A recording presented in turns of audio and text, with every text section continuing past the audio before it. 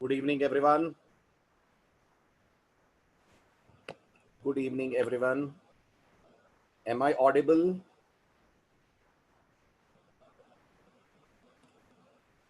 Is the video clear?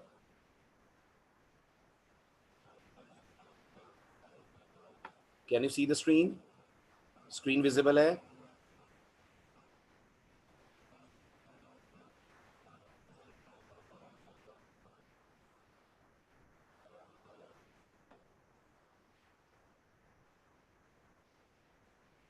Okay, चलिए तो बढ़े आगे। अब आज डिस्कस करते हैं जो हम फर्स्ट प्रोग्राम बात कर रहे थे उसका next very very crucial and important part. क्या पढ़ना है आज हमें? हिंट दिया था मैंने आपको लास्ट लेक्चर में, याद कीजिए। आज का लेक्चर इतना क्रूशियल और इम्पॉर्टेंट क्यों है? यस, आज हम पढ़ेंगे प्रोग्राम में सबसे इंपॉर्टेंट रोल प्ले करने वाला element, that is void main। ठीक, चलिए तो ये आपका एक बार फिर मैं आईडी विंडो का स्क्रीनशॉट ड्रॉ कर रहा हूं। जैसी आईडी विंडो आपको नजर आएगी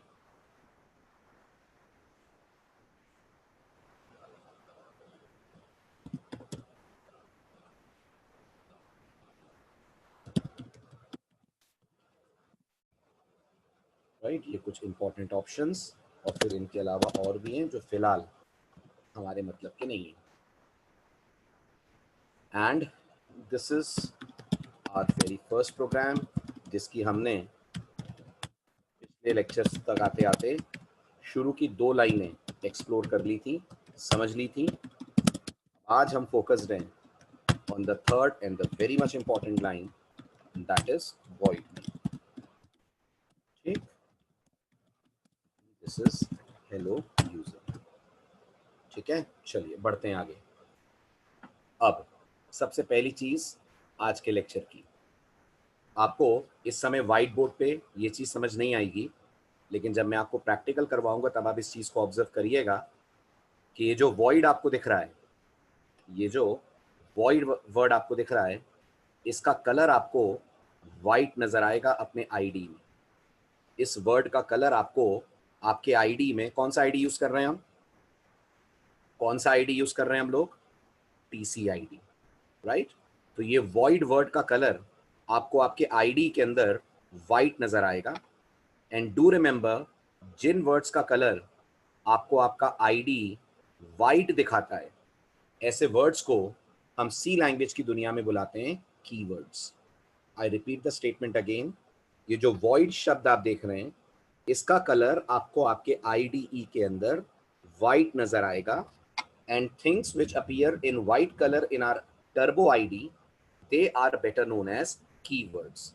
कीवर्ड्स का दूसरा नाम होता है reserved words. Another name given to keywords is reserved words, right? तो आपके दिमाग में पहली क्वेरी आएगी, सर कीवर्ड्स या रिजर्व वर्ड्स क्या होते हैं? तो आप मुझे बताइए, अगर हम रियल वर्ल्ड की बात करें तो क्या आरटीओ में जहाँ गाड़ी के रजिस्ट्रेशंस होते हैं, कुछ ऐसे नंबर्स होते हैं क्या जो रिजर्व्ड होते हैं, वीआईपी नंबर्स होते हैं और मुझे और आपको नहीं मिलेंगे? होते हैं कुछ ऐसे नंबर, मानते हैं आप? ऐसी ट्रेन्स में, प्लेन्स में कुछ सीट्स ऐसी होती हैं, बर्थ ऐसी होती हैं जो रिजर्व बर्थ होती हैं, नॉर्मल पैसेंजर्स के लिए नहीं होती हैं, वीआईपी या वीवीआईपी बर्थ्स होती हैं।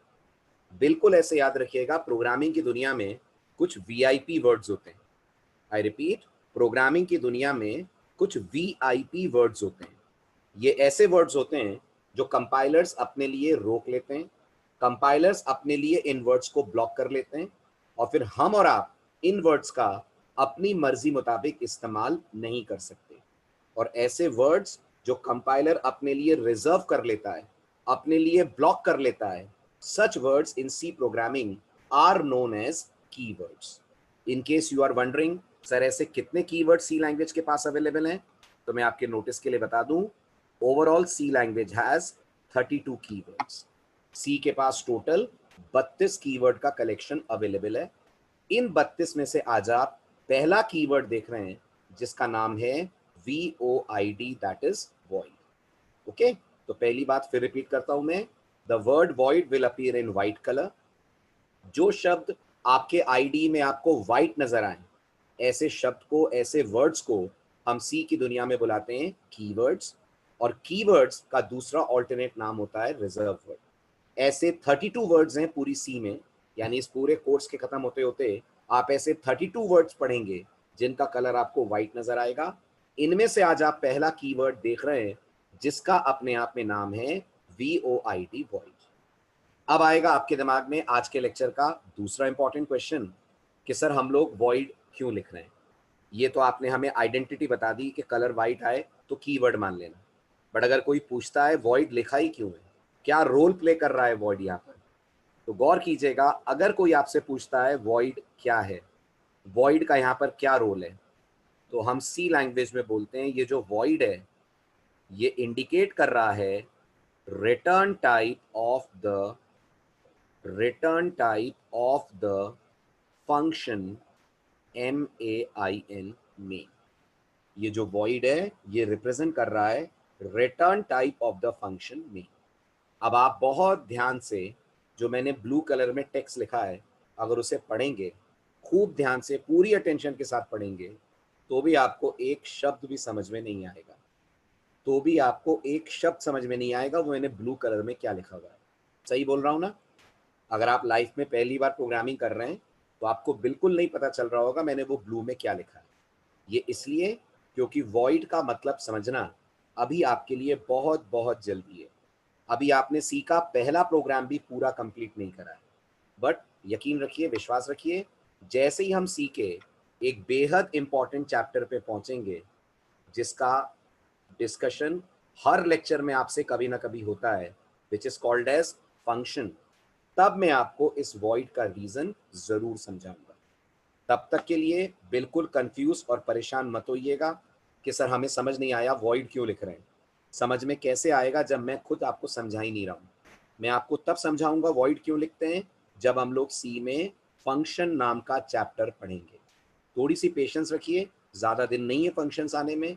जैसे ही फंक्शंस में हम पहुंचेंगे, हम पहला दिन, पहला लेक्चर इसी बात पे डेडिकेट करेंगे कि वॉइड क्या होता है और वॉइड मेन के साथ क्यों लिखा जाता है।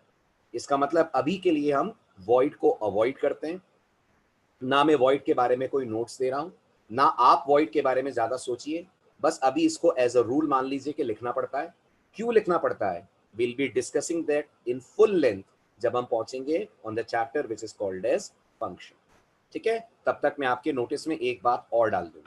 आप बहुत सारी बुक्स अगर देखेंगे सी की, इंटरनेट पे बहुत सारे वीडियोस अगर आप देखेंगे, तो आपको 3 तरह से मेन लिखा हुआ दिखेगा। आपको 3 तरह से मेन लिखा हुआ दिखेगा। मैं जो आप लोगों को लिखवा रहा हूं, आप देख रहे होंगे मैं आपको लिखवा रहा हूं वॉइड मेन। आप ये भी देखेंगे बहुत सारी जगहों पर आपको लिखा हुआ दिखेगा इंट मेन। देखा है आपने कभी ऐसा? और बिल्कुल इंट मेन के लास्ट में लिखा हुआ दिखेगा आपको रिटर्न 0। और बहुत सारी जगहों पर आप ये भी देखेंगे कुछ नहीं लिखा रहता मेन के आगे, सिर्फ लिखा रहता है मेन। ये सब कुछ हम डिस्कस करेंगे, बताइए कब? We will discuss all of this in functions, right? तो थोड़ी सी पेशेंस रखिए, बस आने दीजिए इस फंक्शन चैप्टर को। ये सी का one of the most important chapter है, राइट?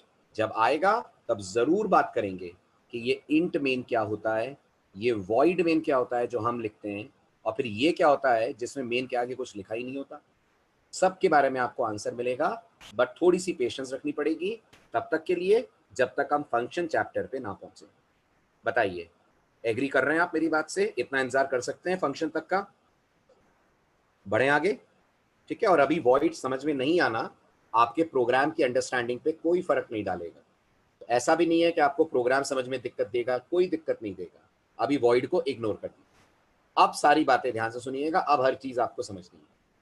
वॉइड के बाद अब अगला वर्ड जो आपके सामने आ रहा है that is MAIN followed by parenthesis. अब याद रखिएगा, सी लैंग्वेज की दुनिया में कोई भी ऐसा शब्द आप देखें जिसके राइट साइड पे पैरेंथेसिस लगाओ, जिसके राइट साइड पे पैरेंथेसिस लगाओ, तो आप आंख बंद करके पूरे कॉन्फिडेंस के साथ बोलेंगे कि ये अपने आप में एक फंक्शन है, ये अपने आप में एक फंक्शन है। दैट मीन्स अगर आपसे कोई पूछता है व्हाट इज MAIN मेन, तो आपका जवाब होगा main is a function. That means अगर आप आज का लेक्चर कंसिडर करें तो आपने आज के लेक्चर तक आते आते सी में पढ़ लिए 4 रूल। पहला रूल, अगर लेक्चर्स मिस नहीं हुए हैं, .h एक्सटेंशन वाली फाइल्स क्या कहलाती हैं? जल्दी बताइए। Those files which have .h extension they are called as header file. Very good. Second rule जो आपने आज तक आते आते पढ़ लिया, सेकेंड रूल जो आपने आज तक आते आते पढ़ लिया, जिन लाइनों के आगे हैश लगा होता है उन्हें क्या बुलाते हैं? जिन लाइनों के आगे हैश लगा होता है उन्हें क्या बुलाते हैं? अभी तो पढ़ा आपने लास्ट लेक्चर में। Very good.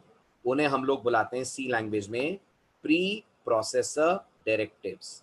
जिन लाइनों के आगे हैश लगा होता है उन्हें आप सी लैंग्वेज में बुलाते हैं pre processor directives, right. Third rule जो आपने आज पढ़ा, जिन वर्ड्स का कलर आपको व्हाइट नजर आता है, such words in C programming are better known as keywords. Such words in C programming are better known as keyword. और चौथा रूल जो आपने आज सुना, कोई भी ऐसा शब्द जिसके राइट साइड पे पैरेंथेसिस लगा हुआ दिखे, आप फुल कॉन्फिडेंस के साथ बोलेंगे such words are basically called as functions. Okay, अब आपके दिमाग में आएंगे 2 सवाल। सवाल नंबर 1, सर फंक्शन क्या होता है, राइट? तो मैं आपको अब समझाता हूं फंक्शन क्या होता है। नंबर 2, इससे भी इंपॉर्टेंट सवाल, हम हमारे प्रोग्राम में मेन नाम से ही फंक्शन क्यों बनाते हैं? हम हमारे प्रोग्राम में मेन के नाम से ही फंक्शन क्यों बनाते हैं? तो मैं आपको दोनों सवालों के जवाब दे रहा हूं। सबसे पहले मैं आपको समझाने जा रहा हूं फंक्शंस क्या होते हैं। व्हाट इज अ फंक्शन, आज हम सबसे पहले इसको समझेंगे। याद रखिएगा, ये डिस्कशन भी फुल लेंथ डिस्कशन नहीं है। मैं आपको बेसिक ओवरव्यू दूंगा फंक्शन क्या होता है, इसका पूरा डिस्कशन इसके बारे में होगा जब हम फंक्शन नाम के चैप्टर पे पहुंचेंगे। और उससे भी पहले मैं एक बात बता दूं, आप जैसे मैक्सिमम लोग मैथ्स बैकग्राउंड से होंगे, जो मैथ्स में फंक्शन होता है प्रोग्रामिंग में वो फंक्शन नहीं है। याद रखिएगा, प्रोग्रामिंग का फंक्शन और मैथ्स में पढ़ाया जाने वाला फंक्शन दोनों एक दूसरे से बिल्कुल अलग है। ओके, सो इसको मैथ्स वाले फंक्शन से कंपेयर बिल्कुल मत कीजिएगा, इसका उससे कोई लेना देना नहीं। ठीक है, आप समझने की कोशिश करिए व्हाट इज अ फंक्शन। तो अब आप मेरे एक छोटे से सवाल का जवाब दीजिए। आपने लाइफ में जब पहली बार सुना होगा व्हाट इज अ प्रोग्राम, तो आप बताइए आपने प्रोग्राम के बारे में क्या डेफिनेशन सुनी है? जल्दी बताइए। अगर कोई आपसे बोलता है प्रोग्राम क्या होता है, तो आपने क्या सुना है? आपने नॉर्मली सुना होगा a program is a set of instructions, यही सुना है ना? आपने अपने लाइफ में जब भी पहली बार सुना होगा प्रोग्राम क्या होते हैं, तो यही सुनाया गया होगा आपको, a program is a set of instruction. Program instructions का कलेक्शन है, इंस्ट्रक्शंस का सेट है। ठीक है, अब आप बताइए इस समय हम कौन सी लैंग्वेज पढ़ रहे हैं? जल्दी बताइए, इस समय हम कौन सी लैंग्वेज पढ़ रहे हैं? We are learning C programming language. C language कहती है जब आप सी लैंग्वेज में प्रोग्राम बनाएंगे, प्लीज मेरी बात ध्यान से सुनना, जब आप सी लैंग्वेज में प्रोग्राम बनाएंगे तो आप अपने इंस्ट्रक्शंस को ऐसे लूज वे में नहीं लिख सकते। लूज वे में नहीं लिख सकते कि आपने प्रोग्राम खोला, टाइप करना शुरू कर दिया और आप सोचें कि कंपाइलर आपके प्रोग्राम को एक्सेप्ट कर लेगा। नहीं करेगा, हरगिज नहीं करेगा। सी कहती है सी एक स्ट्रक्चर्ड लैंग्वेज है। सी कहती है सी एक स्ट्रक्चर्ड लैंग्वेज है और सी में प्रोग्राम बनाने का एक पर्टिकुलर स्टाइल होता है, एक पर्टिकुलर तरीका होता है, एक पर्टिकुलर स्ट्रक्चर होता है। सी का कहना है जब भी आप सी में अपने इंस्ट्रक्शंस लिखें, ये जो लाइनें आप देख रहे हैं ना, आप इन्हें मान लीजिए इंस्ट्रक्शंस। जब भी सी में आप अपने इंस्ट्रक्शंस लिखें, आप कभी इन्हें लूज वे में ना लिखें, कभी इन्हें ओपन वे में ना लिखें। आप जब भी इन्हें लिखें, हमेशा इन इंस्ट्रक्शंस को आप 2 कर्ली ब्रेसेस के बीच में लिखें, 2 कर्ली ब्रेसेस के बीच में लिखें और इस कर्ली ब्रेस के ऊपर आप एक नाम लिखें, आप एक टाइटल लिखें। मान लीजिए मैं मेरा नाम लिख देता हूं, सचिन, और इसके राइट साइड पे आप लगाएं पैरेंथेसिस। इसके राइट साइड पे आप लगाएं पैरेंथेसिस। अब गौर करिए, सारी दुनिया के लिए, सारी दुनिया के लिए सचिन शब्द के हजारों मतलब होते होंगे, कई चीजें, कई लोग होते होंगे जो सचिन है, बट हमारी सी के लिए इस वक्त ये सचिन शब्द इंडिकेट कर रहा है the word which is called as function. हमारी सी लैंग्वेज के लिए ये सचिन इस वक्त इंडिकेट कर रहा है the word which is called as function. यानी बहुत सिंपल है फंक्शन समझना। जब आपने प्रोग्रामिंग के बारे में सुना, programming is a set of instruction, a program is a set of instruction, तो सी इसमें अपना एक रूल और जोड़ देती है। Yes, a program is a set of instruction, but those instructions should be put inside a block, and these blocks in C are basically called as function. तो अगर मैं आपसे पूछूं, बताना जरा फंक्शन की परिभाषा, फंक्शन की डेफिनेशन क्या है, तो आप बोलेंगे a function in C, a function in C is a function in C is defined as a set of instructions, a set of instructions enclosed in curly braces and having a particular name, और नाम के बाद क्या लगा है, नाम के बाद क्या लगा है, फंक्शन की पहचान क्या है, followed by parenthesis, followed by a pair of parenthesis.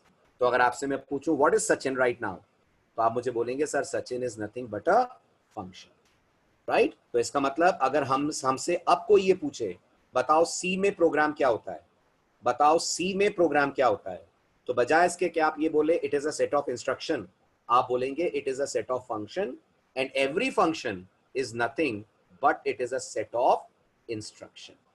सारी दुनिया के लिए program is a set of instruction, हम सी के प्रोग्रामर्स के लिए a program is a set of function, and every function is a set of instruction. समझ में आई बात, क्लियर हुआ। अब आप इसको इंग्लिश से कंपेयर कीजिए, अब आप इसको इंग्लिश से कंपेयर कीजिए। आप इंग्लिश में मुझे बताइए एक चैप्टर में क्या होता है, इंग्लिश में सोचिए एक चैप्टर में क्या होता है, पैराग्राफ्स होते हैं। every chapter in English contains paragraphs, right? Similarly every program in C contains functions, और हर पैराग्राफ में क्या होता है, हर पैराग्राफ में क्या होता है, इंग्लिश में लाइंस होती हैं, स्टेटमेंट्स होते हैं। ऐसे सी में हर फंक्शन के अंदर जो स्टेटमेंट्स होते हैं they are basically known as instructions. तो जैसे इंग्लिश में पैराग्राफ है, ऐसे सी में फंक्शन है। जैसे इंग्लिश में एक चैप्टर में खूब सारे पैराग्राफ्स हैं, ऐसे सी में एक प्रोग्राम के अंदर खूब सारे हो सकते हैं फंक्शन। समझ में आई बात, क्लियर हुआ, समझ में आया फंक्शंस क्या होते हैं। तो जब भी आप सी के अंदर प्रोग्रामिंग करेंगे, आप हमेशा अपने प्रोग्राम को रैप अप करेंगे ब्लॉक के अंदर, ब्लॉक में अपनी कोडिंग लिखेंगे, ब्लॉक का एक टाइटल देंगे, टाइटल के राइट साइड पे पैरेंथेसिस लगाएंगे। ये सी का तरीका है फंक्शंस बनाने का, और जब आप ऐसा करेंगे सी समझ जाएगी जो आपने डिजाइन करा है that is nothing but a function. बताइए, आर यू गेटिंग दिस, सबको समझ में आ रहा है, हुआ क्लियर। अभी बहुत ज्यादा डिटेल में नहीं पढ़ रहे हैं अपन, बिल्कुल सरफेस लेवल पे पढ़ रहे हैं। मैंने कहा फंक्शन चैप्टर फुल लेंथ पे आने वाले दिनों में हम पढ़ेंगे। तो इंट्रोडक्शन समझ में आया फंक्शन का, क्लियर हुआ सबको ये फंक्शन का मतलब। चलिए अब आते हैं अपन बहुत बहुत इंपॉर्टेंट सवाल पे, बहुत ही इंपॉर्टेंट सवाल पे, कि अगर सी में हम लोग अपने प्रोग्राम में फंक्शंस का कोई भी नाम रख रहे हैं, जैसे मैंने अभी किस नाम से फंक्शन दिखाया आपको, मैंने अभी किस नाम से आपको फंक्शन दिखाया, सचिन के नाम से। तो अगला डाउट आता है फिर हमने यहां सचिन क्यों नहीं लिखा, यहां हमने सचिन, अमित, सुमित, योगेश, विजय कुछ क्यों नहीं लिखा, यहां हमने मेन ही क्यों लिखा है। और आज नहीं, पूरे कोर्स में आप देखना हम रोज मेन नाम का फंक्शन बनाएंगे। तो अब हम इस सवाल का जवाब ढूंढने जा रहे हैं, why do we write a function by the name of main. हम इसकी जगह सचिन क्यों नहीं लिख रहे हैं, हम इसकी जगह भोपाल क्यों नहीं लिख रहे हैं, हम इसकी जगह कोरोना वायरस क्यों नहीं लिख रहे हैं। कुछ क्यों नहीं लिख रहे हैं? Why we are writing the word MAIN, main. नाम तो फिर कुछ भी हो सकता है ना, जब सचिन हो सकता है तो फिर कुछ भी हो सकता है। Then why we are writing main. अब सुनिए, जब ये सवाल इंटरव्यू में स्टूडेंट से पूछा जाता है, जिसने अच्छे से सी पढ़ी होती है वो तो इसका बिल्कुल सही जवाब देता है। जिसने सी सरफेस लेवल पे पढ़ी होती है वो बिल्कुल गलत जवाब, अव्वल दर्जे का बेवकूफों वाला जवाब देता है। तो पहले वो गलत जवाब भी आप सुनिए। और अगर आपने लास्ट लेक्चर अटेंड करा है, अगर आप सैटरडे वाले लेक्चर में थे, तो आपको पता चल जाएगा मैं क्यों कह रहा हूं कि ये जवाब बेवकूफों वाला है। ठीक है, सुनिए बच्चे, क्या गलत जवाब, स्टूडेंट्स क्या गलत जवाब मेन फंक्शन को लेकर देते हैं। जब इंटरव्यूअर पूछता है हम सी में मेन फंक्शन क्यों बनाते हैं, what is the importance of main, तो स्टूडेंट्स बोलते हैं हम मेन इसलिए बनाते हैं क्योंकि कंपाइलर हमारे प्रोग्राम को मेन से पढ़ना स्टार्ट करता है। कंपाइलर हमारे प्रोग्राम को मेन से पढ़ना स्टार्ट करता है। This is absolutely rubbish. अव्वल दर्जे की बकवास है ये कि आप कहें कंपाइलर मेन से पढ़ना शुरू करता है। आप याद कीजिए अपना सैटरडे वाला लेक्चर, मैंने आपसे क्या कहा था? जब कंपाइलर इस कोड को कंपाइल करेगा तो वो कितनी लाइंस बताएगा कंपाइल हुई हैं? जरा याद करिए तो, वो कितनी लाइंस बताएगा कंपाइल हुई हैं? 461 लाइंस। ये सैटरडे मैंने आपसे कहा था 461 लाइंस बताएगा। मैंने आपको एग्जैक्ट काउंटिंग बताई थी। अब आप बुद्धि लगाइए, अगर कंपाइलर हमारे प्रोग्राम को मेन से पढ़ता है, अकल लगाइए, अगर कंपाइलर हमारे प्रोग्राम को मेन से पढ़ता है तो उसको बोलना चाहिए ना 5 लाइंस कंपाइल्ड, क्योंकि नोटिस करिए मेन से लेकर आखिर तक तो प्रोग्राम सिर्फ 5 लाइंस का है। तो फिर वो ऐसे क्यों बोल रहा है कि उसने 461 लाइंस कंपाइल करी? इसका मतलब कंपाइलर कभी कभी मेन से नहीं पढ़ता। गांठ बांध लीजिएगा इस बात को, दिमाग में फिट कर लेना, और आज नहीं जीवन भर के लिए कर लेना।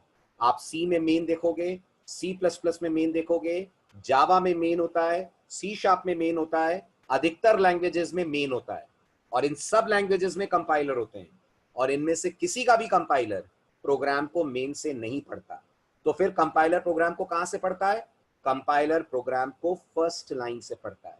अगर आप और ज्यादा खोजबीन करना चाहते हैं, सर फर्स्ट लाइन कौन सी फर्स्ट लाइन, आप ये बताइए, तो मैं आपको सैटरडे का लेक्चर रिकॉल करने को कहूंगा। आपको याद होगा, आप जो हैश इंक्लूड वाली लाइन लिखते हैं, क्या कंपाइलर तक ये लाइन पहुंचती है या कंपाइलर तक stdio की कोडिंग पहुंचती है?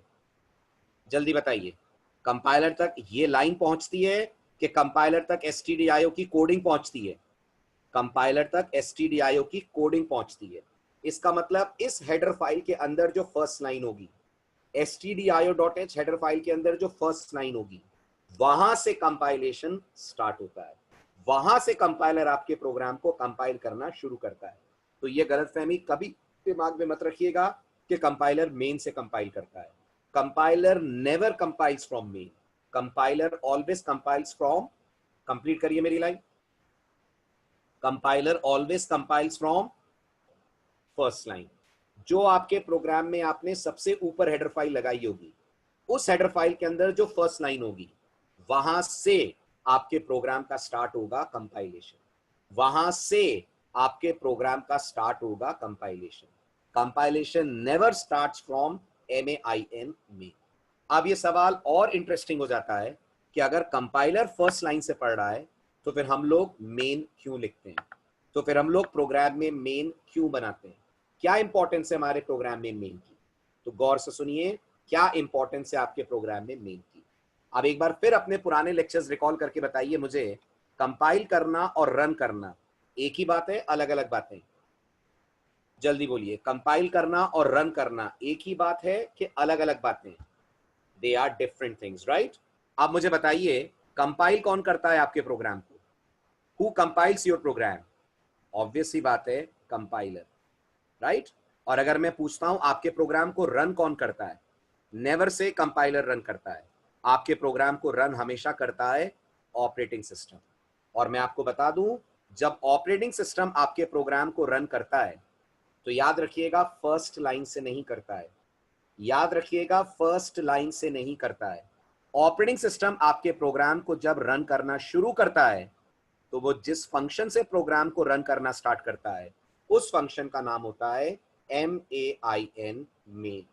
तो main is not important for compiler, but yes main is very much important for our operating system.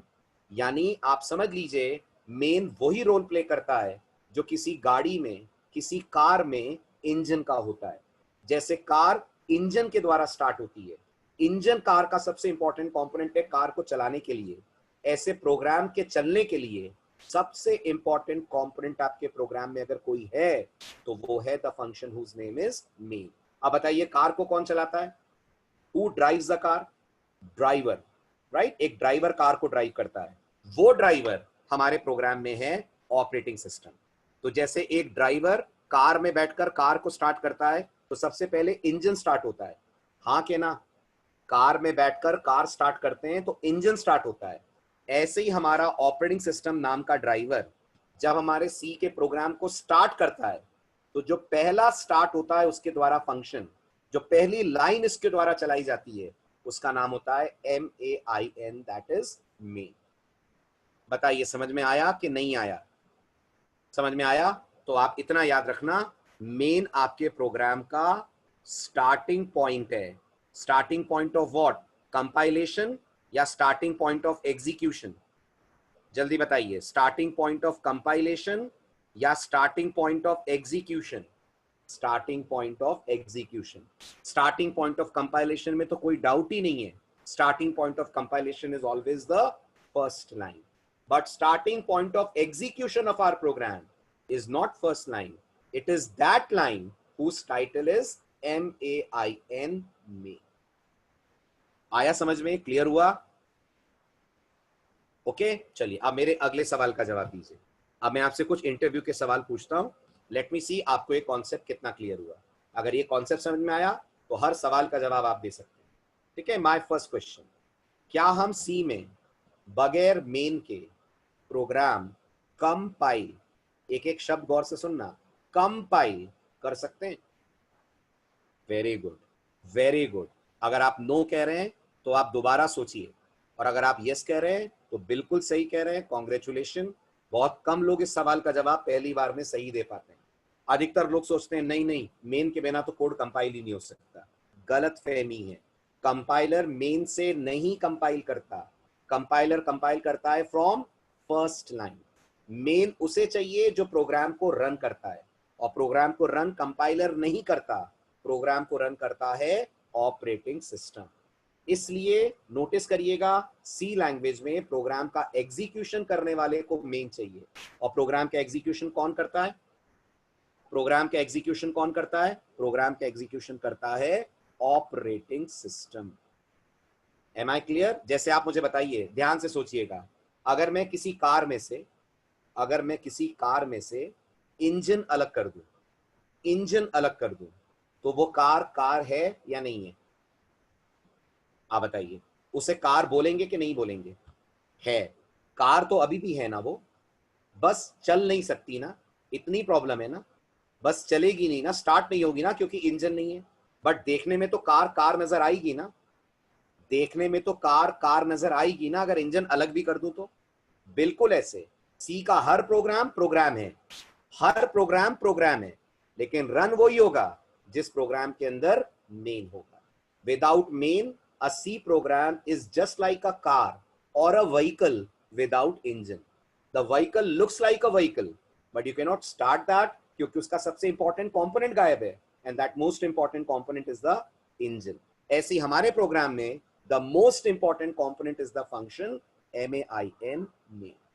Are you getting this point? ये बात समझ में आ रही है सबको? राइट? इस पे कोई डाउट, कोई क्वेरी, कोई सवाल जिसको पूछना हो? क्लियर हुआ? Absolutely clear, right? ठीक है, चलिए तो अब इसके नोट्स ले लें। आज हमने सब पढ़ा व्हाट इज अ फंक्शन, सबसे पहले इस क्वेश्चन का आंसर, और आपको नोट्स मिल रहे हैं ना सारे के सारे टेलीग्राम ग्रुप पे?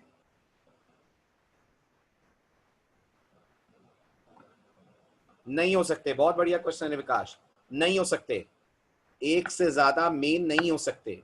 गाड़ी में एक से ज्यादा इंजन हो सकते हैं, एक से ज्यादा इग्निशंस हो सकते हैं, एक से ज्यादा किक हो सकती है, अगर बाइक की बात करूं तो नहीं हो सकती ना, तो मेन भी एक से ज्यादा नहीं हो सकता। हर प्रोग्राम के अंदर सिर्फ एक ही मेन होगा और होगा ही होगा। अगर नहीं होगा तो प्रोग्राम कंपाइल होगा लेकिन प्रोग्राम एग्जीक्यूट नहीं होगा। समझ में आई बात? क्लियर हुआ? तो अब सबसे पहले हम थ्योरी लिखेंगे व्हाट इज अ फंक्शन, और सेकंड क्वेश्चन का आंसर लिखेंगे what is the importance of the function main. Functions क्या होते हैं, पहला सवाल। मेन की इंपॉर्टेंस क्या है, यह है आज का दूसरा सवाल। ये बच्चे तीनों में होगा, खाली सी और सी प्लस प्लस नहीं, ये जावा में भी एप्लीकेबल है बात। विकास समझ में आया मेरा आंसर? ये खाली मैंने आपको बोला था, आपने गौर कराओ, ये 4 लैंग्वेजेस का रूल मैंने आपको पढ़ाया है। बताओ कौन सी 4 लैंग्वेजेस? सी, सी प्लस प्लस, जावा, डॉटनेट। सबके अंदर मेन होता है और सब यही कहते हैं मेन से प्रोग्राम रन होता है ना कि कंपाइल होता है। क्लियर हुआ? विकास डाउट सॉल्व? चलिए अब आंसर मैं लिख रहा हूं, आप प्लीज पढ़ते जाइएगा, ये नोट्स में आप ही लोगों के लिए लिख रहा हूं, है ना, ताकि आप लोगों को समझ में आए जो मैंने पढ़ाया वो आपने एज इट इज कैच करा कि नहीं करा। ठीक, सबसे पहले what is a function? A function in C language is a named block followed by a pair of parentheses having a set of instructions enclosed in curly braces, समझ में आया? फंक्शन की पहचान, उसके नाम के राइट साइड पे लगा होगा पैरेंथेसिस, 2 कर्ली ब्रेस होंगे, कर्ली ब्रेस में कुछ कोड होगा, जिस कोड को हम लोग बुलाएंगे इंस्ट्रक्शंस। ठीक है, आगे। Every C programme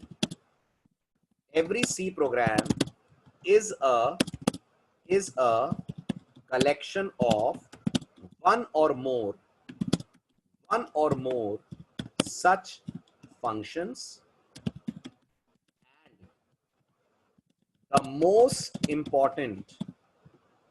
and the most important function among all of them is the function main main. This is because, आप बताइए क्यों? This is because, फटाफट, कंपाइलेशन मेन से स्टार्ट होता है इसलिए, कंपाइलर को मेन चाहिए इसलिए नहीं। This is because whenever we run a C program, comma, its execution is always done by on compiler, operating system, very good, and every operating system starts executing a C language program from the function main. Thus we can say that the function main is like an engine of a car from where the car starts. आई बात समझ में? हुआ clear? आगे बढ़ूं? Right? अब अगला सवाल जिसका जवाब हमने ढूंढा। नेक्स्ट क्वेश्चन है, आप बताइएगा, can be compile a C program even if it is not having the function the function main. क्या हम सी का कोई प्रोग्राम कंपाइल कर सकते हैं अगर उसमें मेन नहीं है तो भी? क्या कहना है आपका, हाँ के ना? yes or no? Very good. The answer is a big yes. Yes, by all means we can compile a C/C++ program even if the function main is missing. Even if the function main is missing. This is because the compilation is done by compiler, and compiler always starts compilation from the very first line of our code. Stop. Compilers never start compilation from main.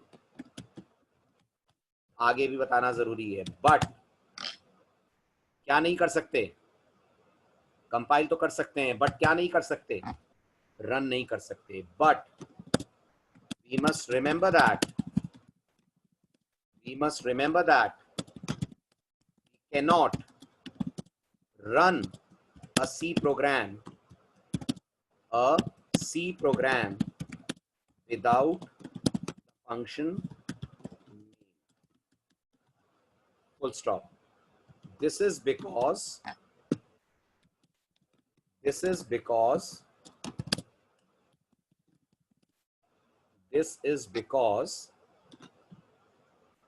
execution of our program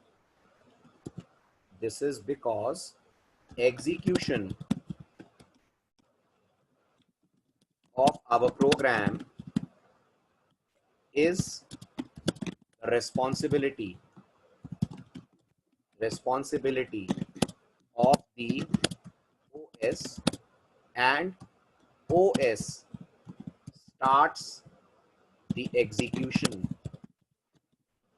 from the function main.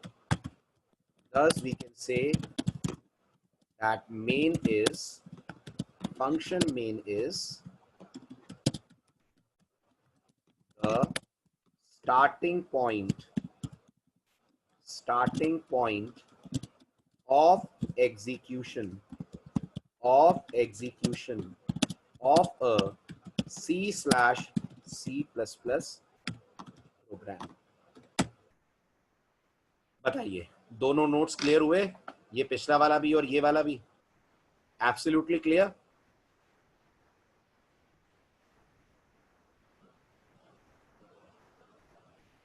Clear? आए वापस अपने code पे लौट के. Right, तो ये बताइए, ये जो कोड आपको दिख रहा है, ये वाला जिसमें मैंने सचिन बनाया हुआ है, ये कंपाइल होगा? क्या बोलते हैं, क्या ये प्रोग्राम कंपाइल होगा अगर इसमें सचिन नाम है तो? 100% होगा. 100% होगा. बस क्या नहीं होगा? रन नहीं होगा. राइट? तो इसी तरह से कुछ छोटे छोटे क्वेश्चंस बताना आप. पहला question, will this program compile? hash include stdio.h, hash include conio.h, void Bhopal, और अंदर कुछ कोड. बताइए क्या आंसर है? क्या ये प्रोग्राम कंपाइल होगा? यस और no? Very good, yes. Compile ही पूछा है ना, 100% होगा. कंपाइल होने में कोई दिक्कत नहीं है इस प्रोग्राम को. ओके. सेकंड सवाल, क्या ये प्रोग्राम कंपाइल होगा?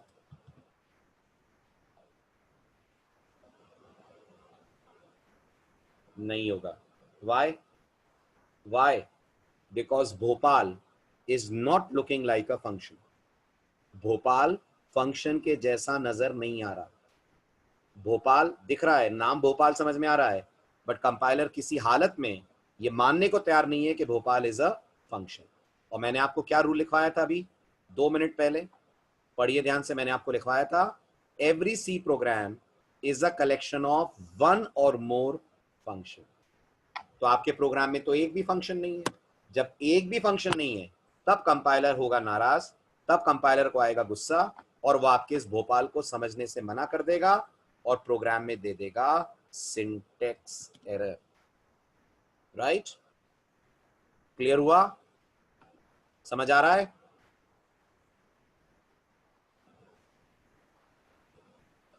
चलिए इसी तरह से तीसरा सवाल, क्या ये प्रोग्राम कंपाइल होगा? MAIN, main, M capital. बिल्कुल होगा। कंपाइल पूछ रहा हूं बेटा, कंपाइल पूछ रहा हूं। जब भोपाल कंपाइल हो जाएगा, सोचिए तो इसके कंपाइल होने में क्या समस्या है?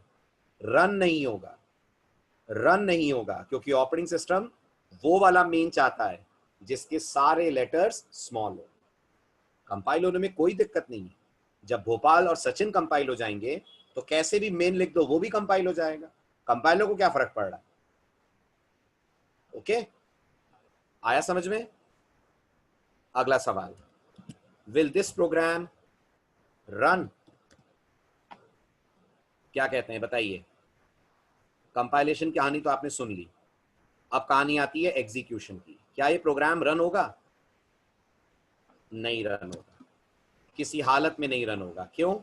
क्योंकि इसमें एंट्री पॉइंट गायब है। और कौन सा एंट्री पॉइंट है वो? That entry point is the function main. अगला सवाल, विल दिस प्रोग्राम रन? जिसके अंदर मेन है बट एम कैपिटल है। सवाल रन का आ रहा है इस बार, कंपाइल का नहीं, ध्यान दीजिएगा। तो आंसर यस है कि नो है? वेरी गुड, आंसर नो है, नहीं रन होगा। क्यों नहीं रन होगा? क्योंकि इसमें मेन वैसा नहीं है जैसा ऑपरेटिंग सिस्टम को चाहिए, स्मॉल लेटर्स वाला मेन। बिल्कुल सही। हुआ क्लियर? ठीक, last question, will this program run? जिसमें हम स्मॉल लेटर्स में मेन लिख दें। यस और नो? यस, ये कंपाइल भी होगा और ये कंपाइल होने के साथ साथ रन भी होगा। कोई दिक्कत नहीं है इसको कंपाइल होने में भी और रन होने में भी। बिल्कुल हो सकते हैं चंद्रकांत डिजिट, बस पहला लेटर डिजिट नहीं होना चाहिए। चंद्रकांत, फंक्शन के नाम में डिजिट्स अलाउड हैं, बस पहला लेटर डिजिट नहीं होना चाहिए। ओके, आगे बढ़ूं? स्क्रीनशॉट ले लिया आपने यहां तक का? बाकी मैं टेलीग्राम ग्रुप में तो डाल ही दूंगा सब, फिर भी to be on the safer side आप इन सब के स्क्रीनशॉट्स ले लें। मैं लिखता जाता हूं पेज नंबर के साथ इन्हें। This is page number 1,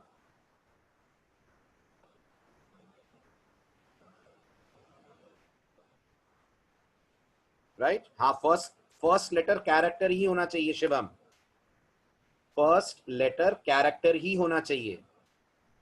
this is page number 2, this is page number 3,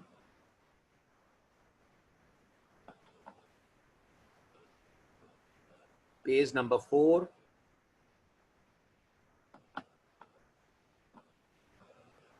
page number 5 and this is page number 6।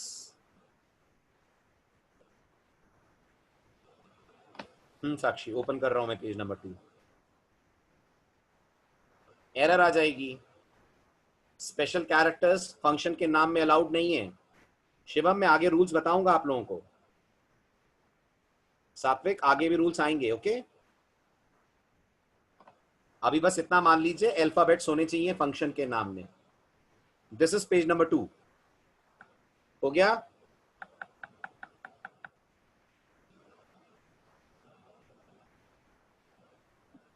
चलिए आगे बढ़े आप। चलिए, तो ये हो गई कहानी मेन की। अब आते हैं प्रोग्राम के अंदर और डिस्कस करते हैं प्रोग्राम की अगली इंपॉर्टेंट लाइन को। वो आपको दिखेगा in the form of braces. ठीक है, एक ये ब्रेस और एक ये ब्रेस। अब आप इतने दिनों में सी पढ़ते पढ़ते, आज आपके 3 या 4 लेक्चर हो गए हैं, इतना तो समझ गए होंगे कि सी में अधिकतर सिंबल्स को एक स्पेशल नाम मिला है। मानते हैं आप इस बात को? सी में अधिकतर सिंबल्स ऐसे हैं जिनको खास नाम मिला है। तो अगर आपसे कोई पूछता है ये क्या है, तो rather देन कॉलिंग इट कि ये करली ब्रेस है, आप बुलाएंगे ये जो पहला वाला ब्रेस आपको दिख रहा है, they R block opening bracket. ये अपने आप में ब्लॉक ओपनिंग ब्रैकेट है। और ये जो दूसरा वाला आपको दिख रहा है, ये अपने आप में ब्लॉक क्लोजिंग ब्रैकेट है। ये इसका ऑफिशियल नाम है। और आप कॉमन सेंस लगा ही सकते हैं, अगर ये ओपनिंग है तो ऑब्वियस सी बात है ये क्लोजिंग ब्रैकेट होगा। अब सवाल आता है, ये जो दो हमने ब्रैकेट या ब्रेसेस लगाए हैं, इनकी इंपॉर्टेंस हम प्रोग्रामर्स के लिए क्या है और इनकी इंपॉर्टेंस कंपाइलर के लिए क्या है। ओके, तो मैं आपको पहले कंपाइलर के लिए इसकी इंपॉर्टेंस बताता हूं। ठीक, ध्यान से सुनिएगा, ये ब्रेसेस की कंपाइलर के लिए इंपॉर्टेंस क्या है। इसका जवाब ये है कि जब सी लैंग्वेज मार्केट में नहीं थी, सी कब आई? सी मार्केट में कब आई? 1972 में। तो जब तक सी लैंग्वेज मार्केट में नहीं थी, प्रायर टू सी लैंग्वेज, जब प्रोग्रामर्स अपना प्रोग्राम लिखा करते थे, तो कंपाइलर को यह बताने के लिए कि प्रोग्राम यहां से स्टार्ट हो रहा है, कंपाइलर को यह समझाने के लिए कि प्रोग्राम यहां से शुरू हो रहा है, यहां से स्टार्ट हो रहा है, उस जमाने में 70s के पहले जमाने में प्रोग्रामर्स लिखा करते थे बिगिन ऐसे, फिर उसके बाद वो अपनी कोडिंग करते थे, और फिर कंपाइलर को यह बताने के लिए कि प्रोग्राम यहां पे खत्म हो गया, वो बिगिन के बाद लिखा करते थे एंड।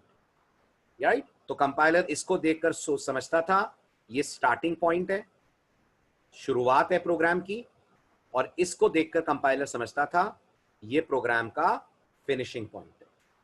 जब सी लैंग्वेज बनी, किसने बनाई? जल्दी बताइए, किसने बनाई? मिस्टर डेनिस रिची और मिस्टर ब्रायन कर्निघन ने। तो इन लोगों ने सोचा प्रोग्रामर्स के टाइपिंग एफर्ट्स थोड़े से कम करा देने चाहिए। तो इन्होंने बिगिन और एंड को हटा दिया और इसकी जगह लेकर आ गए ये दोनों सिंबल। याद रखिएगा, नाम की जगह सिंबल आ गया, लेकिन मतलब आज भी 40-50 साल पुराना है। आज भी कंपाइलर इसे देखता है तो वो समझता है कुछ बिगिन हुआ, और जब वो इससे देखता है तो समझता है जो बिगिन हुआ वो यहां आकर फिनिश हुआ। और अगर आपको लग रहा है सर कौन बिगिन हुआ कौन फिनिश हुआ ये कैसे पता चलेगा, तो आप देखिए इस ब्रेस के ऊपर अपन लोगों ने नाम लिखा हुआ है मेन का। तो अगर मैं पूछूंगा ये क्या है, तो आप बोलोगे सर ये बिगिनिंग ऑफ मेन है। और अगर मैं पूछूंगा ये क्या है, आप बोलोगे सर ये फिनिशिंग ऑफ मेन है। ऐसे अगर मेरी बात समझ आ रही है तो मुझे बताइए ये क्या इंडिकेट कर रहा है? ये इंडिकेट कर रहा है ये बिगिनिंग ऑफ सचिन है। ये सचिन नाम का फंक्शन बिगिन हो रहा है, और ये बता रहा है ये सचिन नाम का फंक्शन यहां आकर फिनिश हो रहा है। आई बात समझ में? सबको क्लियर हो रहा है मेरा पॉइंट? ओके, ठीक। दूसरी जरूरी बात सुनिएगा ध्यान से। ये जो आप करली ब्रेसेस के सिंबल देख रहे हैं, ठीक, ये करली ब्रेसेस के सिंबल सी में हमेशा कंपाउंड स्टेटमेंट्स के नाम से भी जाने जाते हैं।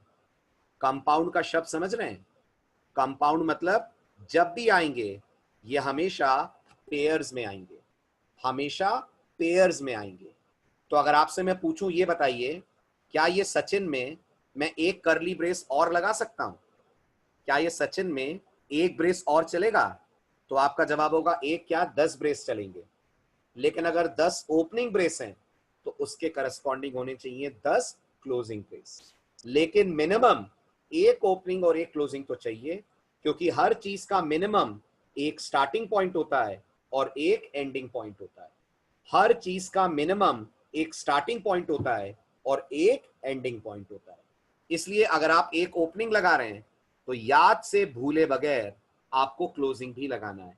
अगर आपने सिर्फ ओपनिंग लगाया और क्लोजिंग नहीं लगाया तो कंपाइलर दे देगा एरर। आई बात समझ में? क्लियर हुआ? और याद रखिएगा कर्ली ब्रेसेस मतलब कर्ली ब्रेसेस। आप ये भी नहीं बोल सकते सर कुछ भी लगा दूं तो चलेगा क्या? कुछ भी नहीं चलेगा, कुछ भी नहीं चलेगा। कर्ली ब्रेस ही लगेगा किसी का स्टार्ट और किसी का एंड बताने के लिए। Am I clear? सबको बात समझ में आ रही है ये? ठीक है, ये था कंपाइलर के लिए इन ब्रेसेस की इंपॉर्टेंस, इन ब्रेसेस की अहमियत। ठीक है, अब आपके लिए एज अ प्रोग्रामर इनकी क्या इंपॉर्टेंस है वो भी सुन लीजिए। आपके लिए एज अ प्रोग्रामर इन सिंबल्स की ये इंपॉर्टेंस है कि अभी आप सी में जिस स्टेज पे हैं, अभी आप सी में बिल्कुल बिगिनिंग स्टेज पे हैं, तो अभी आप सी में जिस स्टेज पे हैं, आपके द्वारा लिखी गई एक भी लाइन, एक भी लाइन इन ब्रेसेस के बाहर नहीं आ जानी चाहिए। जो भी इंस्ट्रक्शंस आप लिखेंगे, जो भी इंस्ट्रक्शंस आप लिखेंगे वो इस ब्रेस के अंदर आने चाहिए। तो मैं लिख रहा हूं, ध्यान से पढ़िए आप। None of the lines, none of the instructions of our program should fall outside these braces। आपके प्रोग्राम का कोई भी इंस्ट्रक्शन इन ब्रेसेस से बाहर नहीं जाना चाहिए। अगर वो इन ब्रेसेस से बाहर चला गया तो गौर करिए फिलहाल प्रोग्राम दे देगा एरर। जैसे आप में से कोई मुझसे पूछे सर ये जो प्रिंटफ वाली लाइन आपने लिखी है, क्या मैं ये प्रिंटफ वाली लाइन इस क्लोजिंग ब्रेस के बाद लिख सकता हूं? तो मेरा जवाब आज की तारीख में है नहीं लिख सकते, लेकिन सिर्फ आज की तारीख में। आने वाले दिनों में जब मैं आपको फंक्शन चैप्टर पढ़ाऊंगा तब मैं आपको पहली बार सिखाऊंगा कि मेन के नीचे हमको अगर कुछ लिखना हो तो वो हम लोग कैसे लिखते हैं।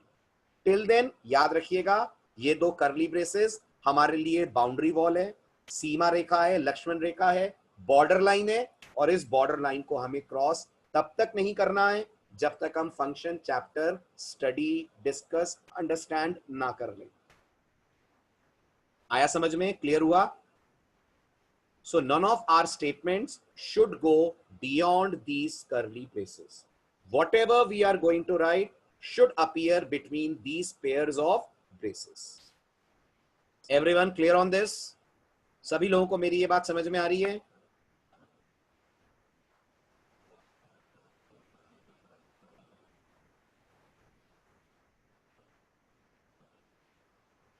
Absolutely clear? Good. अब स्क्रीनशॉट्स आप ले लीजिए सारे। ये हो गया था, दिस इज 7th।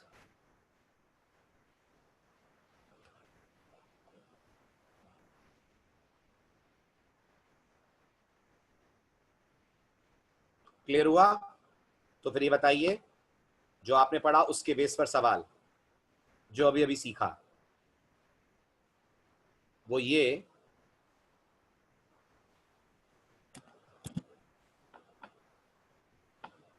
कि क्या ये कोड चलेगा अगर मैं यहां पर एक ब्रेस और डाल दूं और यहां पर भी एक ब्रेस और डाल दूं? बताइए, will this program compile and run?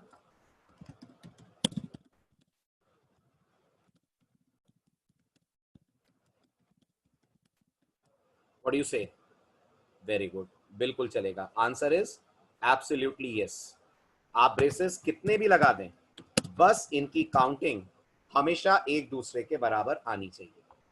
ठीक, इसी तरह से बताइए इस कोड के बारे में क्या व्यूज हैं। अगर मैं इसको ऐसे लिखूं, ये ब्रेस ओपन कर दूं, क्लोज ना करूं, छोड़ दूं उसे, क्या अब ये प्रोग्राम कंपाइल और रन होगा? ठीक, कंपाइल और रन होगा? नो, रन तो दूर की बात, the program will not even compile. No, the program will not even compile. कारण क्या है? Counting of braces must always be even। that is number of opening and closing braces should always match. जितने opening braces हैं exactly उतने closing braces भी होने चाहिए. अगर इनकी काउंटिंग में कमती ज्यादा हो गया कुछ तो कंपाइलर कोड ही कंपाइल करने से मना कर देता है. ठीक है, और एरर क्या आएगी वो भी मैं आपको बता देता हूं. आपके स्क्रीन पे कंपाइलर इसको देखकर एरर देगा, गौर करिएगा. एरर मैसेज आएगा कंपाउंड स्टेटमेंट मिसिंग. ऐसा लिखकर कोड कंपाइल करने से मना कर देगा. This will be the error message generated by the compiler. This will be the error message generated by the compiler.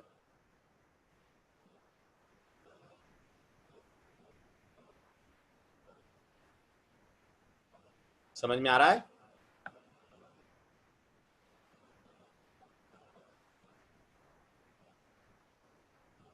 बिल्कुल clear, perfectly, no doubts, no queries.